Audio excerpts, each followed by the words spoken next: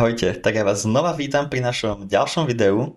Pokiaľ neplánujete alebo z nejakého dôvodu nechcete míňať peniaze za AI nástroje, aj keď veľa platených nástrojov naozaj veľmi odporúčam a v tých platených funkciách a verziách nám naozaj vedia ušetriť množstvo času, tak v dnešnom videu si ukážeme 12 bezplatných nástrojov, ktoré vy môžete používať vo vašom osobnom alebo pracovnom živote.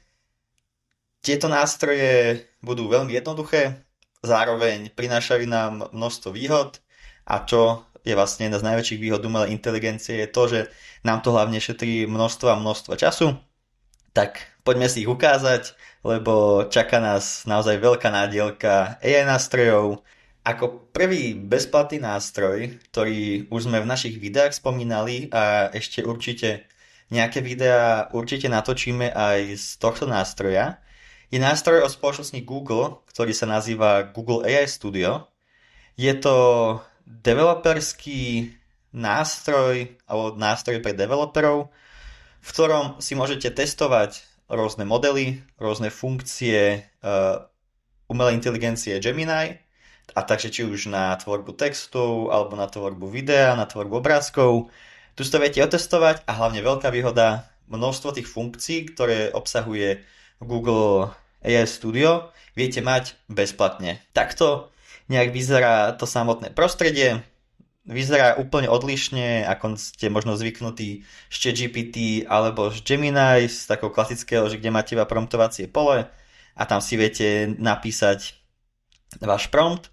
Tu sa to troška líši, kde tiež tu máte samozrejme to vaše promptovacie pole, kde zadáte nejaký dotaz, ale okrem ako klasických umelých inteligencií tu máte množstvo ešte viac pokročilejších funkcií, ktoré vám ani teraz nejdem vysvetľovať, ale pokiaľ vás baví sa hrať aj s takými ešte pokročilejšími funkciami, ako napríklad teplota pri odpovedi ako umelej inteligencie, tak tuto si to viete jednoducho ponastavovať jednoduchým klikom.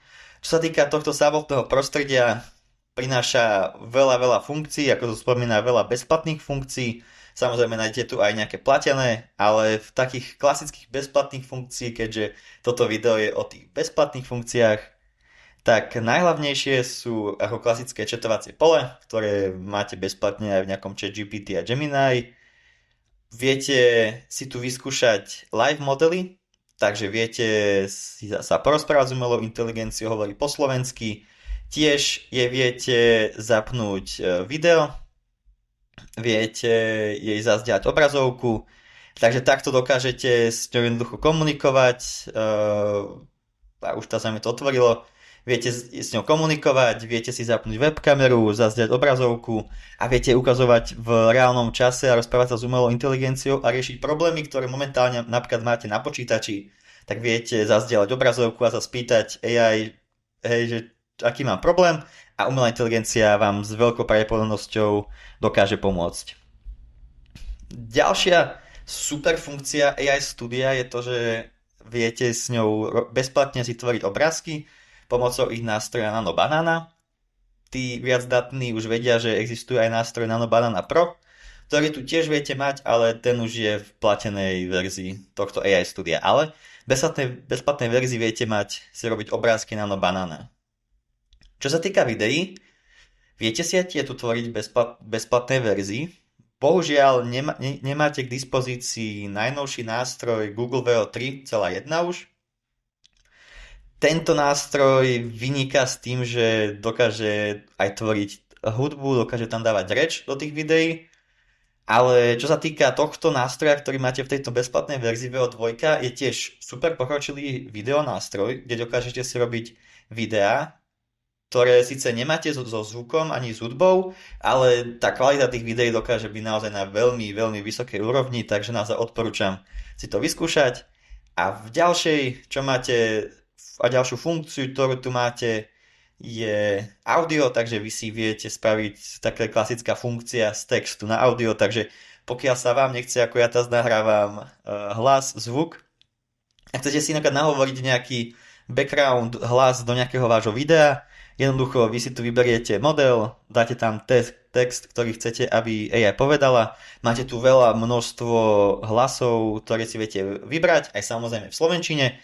A ten hlas vám to pekne nahovorí, to si viete stiahnuť a použiť vo videách a kde chcete. Takže za mňa jeden veľmi pekne silný nástroj, preto s ním začínam, lebo za mňa je to, ak by som mal toto číslo, tak za mňa je to nástroj číslo 1, čo sa týka bezplatných nástrojov.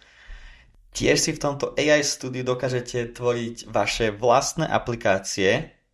Ak pravdu povedať, jednoduché aplikácie, nemôžete úplne očakávať od toho, že teraz vám to spraví neviem aký zložitý systém, ale z takých tých jednoduchších aplikácií, ako aj tuto môžeme vidieť, že vám to vie spraviť nejakú hru, hej, nejakú také jednoduché nejaké webové stránky, mockup, takže ak pracujete s vizuálom, ide si robiť takéto jednoduché aplikácie. Ako ďalší bezplatný nástroj ostaneme ešte stále v prostredí Google. Je to síce nástroj, ktorý je ešte v experimentálnom štádiu alebo tzv. Beta verzii, takže ešte stále tam ešte je veľa vecí, čo sa musí vyladiť, ale už je k dispozícii.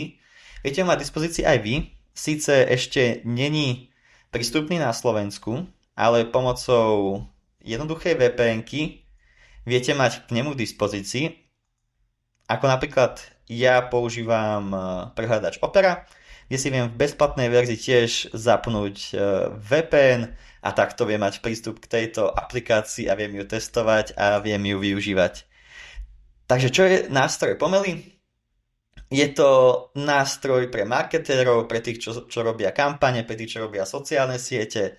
A táto aplikácia v jednoduchosti zoberie vašu značku, identitu vašej značky a na základe toho vám dokáže budovať kampane, dokáže vám robiť bannery na sociálne siete, storky, s tým, že vy tam zadáte iba prompt a ono na základe tej šablóny, čo si dokáže ona naučiť sa o vašej značke, vám dokáže spraviť. Znie to veľmi pekne, zatiaľ je to stále v beta verzii a momentálne ešte stále nedosahuje také kvality, je to podľa mňa skôr na úrovni nejakého juniorského marketéra, takže možno aj menej ešte ako to, robí ešte veľa chýb, ale za mňa úžasný nástroj, ktorý si viete vy bezplatne tiež vyskúšať.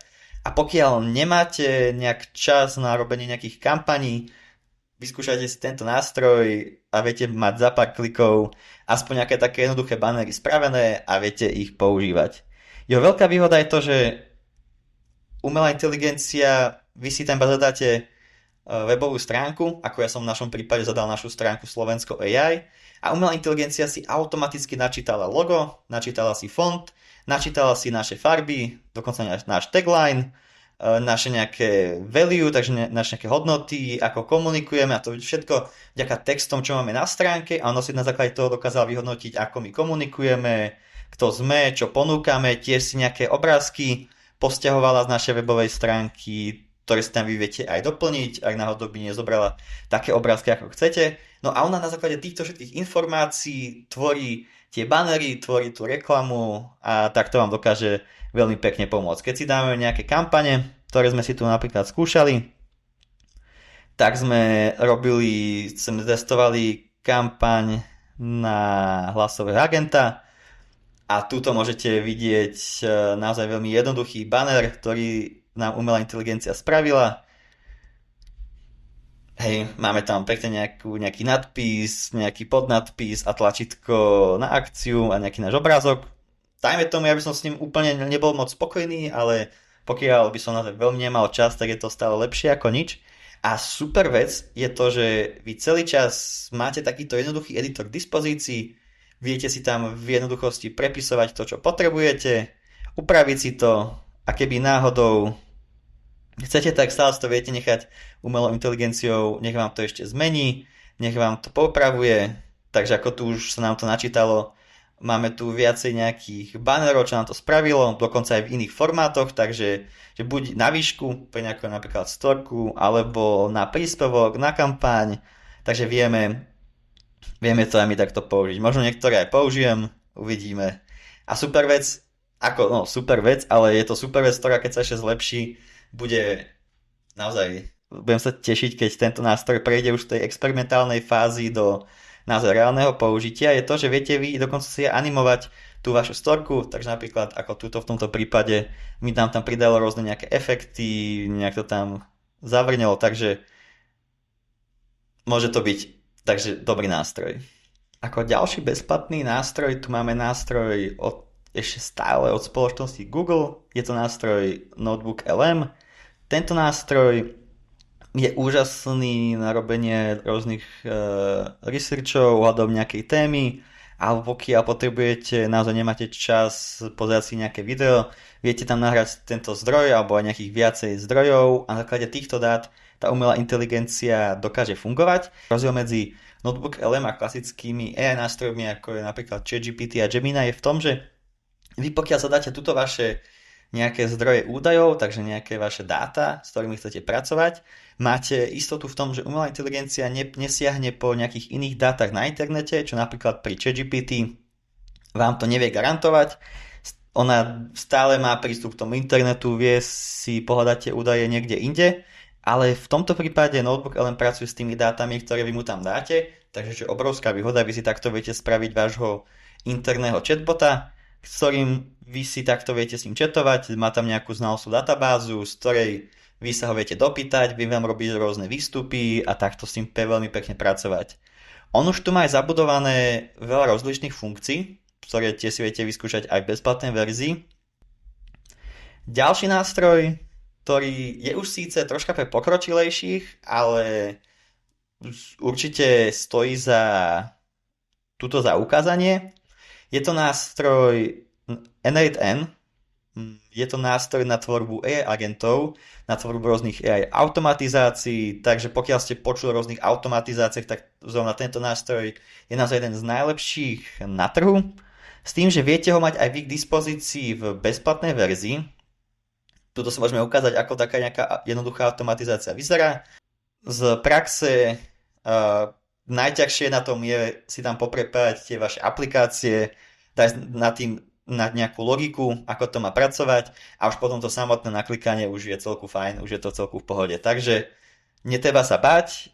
Super vec je v tom, že ono síce tu ukazujú, že je to platený nástroj, ale pokiaľ vy si tento nástroj stiahnete ku vám, takže bude bežať na vašom počítači, na vašom serveri, viete ho používať bezplatne, lebo bude používať vaše servery, vaše dáta, vašu kapacitu, takže viete ho takto používať, my ho tiež takto používame, za mňa je to super vec, šetrí to tiež veľa peňazí, keďže nemusíme my platiť alebo nemusíme mesačne platiť neviem koľko peňazí.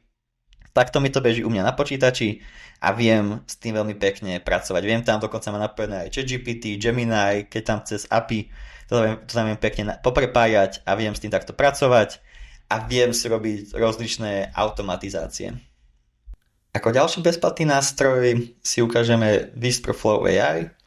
Tento nástroj premení váš hlas, tak ako ja teraz rozprávam, na text, s tým, že opraví vašu gramatiku, opraví rôzne barličky ako a takéto podobne. Ako ostatné nástroje v platených verziách síce máte viac možností, ale viete to mať aj v tej bezplatnej verzii, ako som už spomínal. Pokiaľ sa už bavíme o tom hlase, tak pokiaľ by ste chceli vylepšiť vašu firmu, vylepšiť vašu telefonickú komunikáciu, tak my ponúkame AI hlasového asistenta, ktorého si viete dať do vašej firmy. Vie za vás telefonovať, vie zdvíhať telefóny, vie hovoriť pekne po slovensky, vie robiť za vás objednávky, nejaké termíny, ak ste majiteľom reštaurácie, dokáže dokonca robiť objednávky jedla, takže človek si zavolá a s AI agentom sa vedia porozprávať a spraviť objednávku, on sa opýta na meno a na objednávku, takže všetko za neho spraví, takže to tiež veľká pomôcka a v roku 2026 verím, že tento hlasový asistent bude veľký trend a veľa firiem po ňom siahne, takže pokiaľ aj vy máte záujem, choďte na našu stránku Slovensko AI, dajte si hlasového asistenta, nebajte nás kontaktovať, lebo tento asistent vám dokáže šetriť množstvo hodín. Tak poďme naspäť ku našim bezplatným nástrojom. Jeden z ďalších bezplatných nástrojov je Napkin AI a je to nástroj, ktorý z vašich dokumentov alebo z vašich textov spraví naozaj pekné, krajšie dokumenty.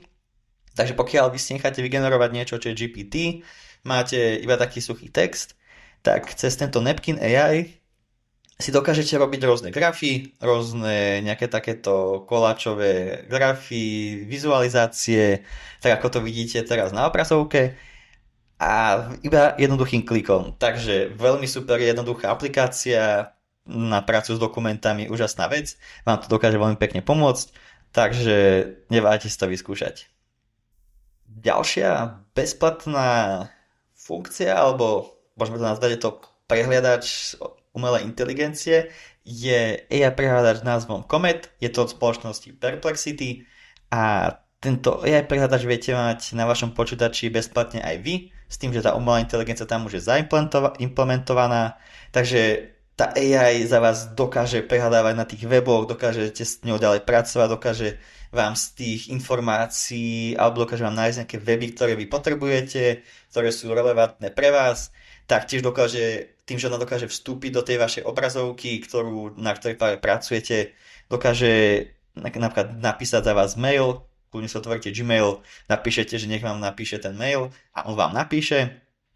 A nie je limitovaný, kľudne ak pôjdete na nejakú inú aplikáciu, inú stránku a dáte mu, že nech spraví, napríklad vyplní za vás formulár alebo nech nájde najlacnejšie letenky, napríklad najlacnejšie ubytovania v tej danej oblasti. On manuálne si pôjde na tú stránku, vy to budete všetko vidieť, si to tam nakliká a vy keď on skončí, iba zoberiete si tú stránku, dokončíte a spravíte možno napríklad nejakú platbu a podobne. Takže je to super asistent pri nejakom prehľadávaní, či už aj nejakom e-shope a podobne dokáže to veľmi zjednodušiť zrýchliť život. Tento ďalší nástroj, ktorý je tiež dobrý aj v bezplatnej verzii, sa nazýva Granula AI a pokiaľ chodíte na meetingy a máte rôzne meetingy, tak tento nástroj vám z toho spraví pekné poznámky, takže iba si ho zapnete, on vám spraví tú nahrávku, spraví vám pekne prepis do textu a vy ďalej s tými poznámkami viete ďalej pracovať, viete si z toho spraviť nejaké výstupy, ktoré chcete, viete si napríklad aj nahrať do iných AI nástrojov ako je ChatGPT a ďalej s tými textami pracovať a robiť si napríklad nejaké maily, nejaké briefy a naozaj čo s tým ďalej budete potrebovať. Takže za mňa tiež veľmi pekný nástroj.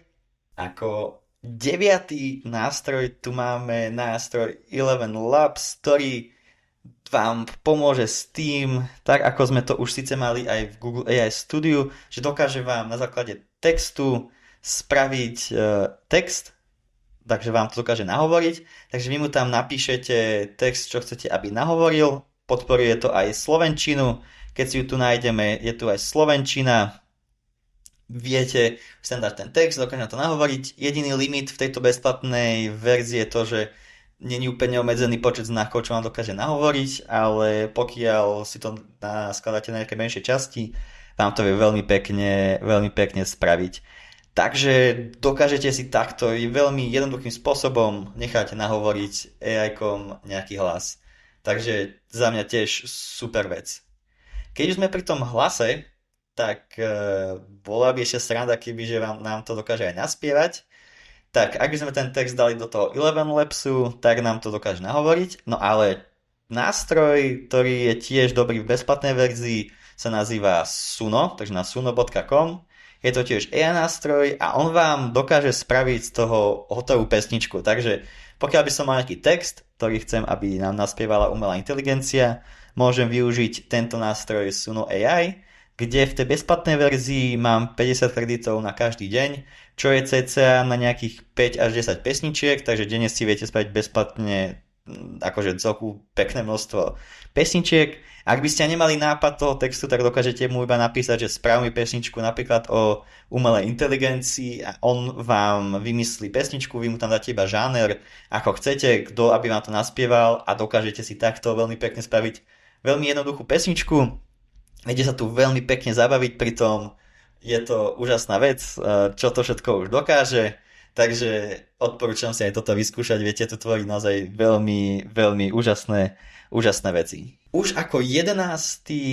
bezplatný nástroj, ktorý si tu ukážeme, je to nástroj Qwen, takže je to čínsky nástroj od spoločnosti Alibaba A tento nástroj je podobný ako je napríklad ChatGPT, Gemini a podobné generatívne AI nástroje, lenže tento nástroj je iba v bezplatnej verzii, takže viete vyskúšať a fungovať s ním zadarmo.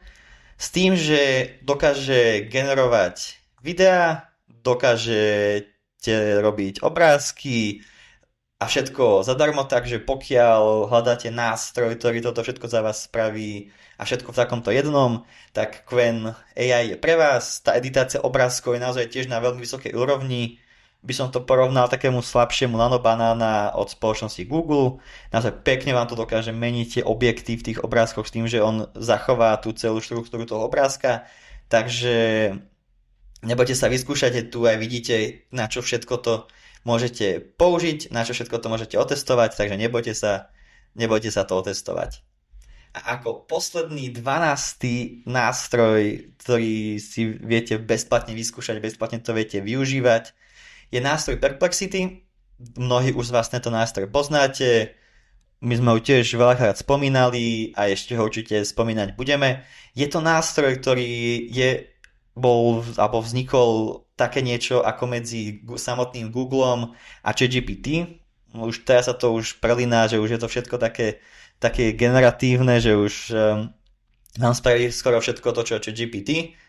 S tým, že jeho veľká výhoda je to, že je úžasný vyhľadávač, takže pokiaľ potrebujete naozaj pracovať s dôveryhodnými zdrojmi, alebo že nechcete, aby tá AI pracovala ešte s viac zdrojmi, tak Perplexity naozaj dokáže zvládnuť aj aj trojnásobne viac ako napríklad ChatGPT.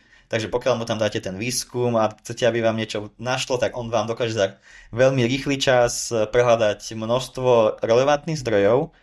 Jeho veľká výhoda je v tom, že vy mu dokonca viete zadať, čo pri ChatGPT ani Gemini neviete mu zadať, že v akých zdrojoch sa má hrabať, pokiaľ mu to tam nejak manuálne úplne nezadefinujete, ale to vám úplne nezaručuje.